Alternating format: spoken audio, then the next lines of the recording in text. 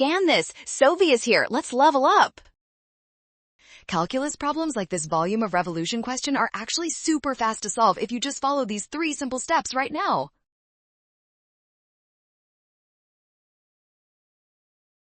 First, rewrite the equation for x since we revolve around the y-axis. Divide by 2 and cube both sides to get x equals y cubed over 8.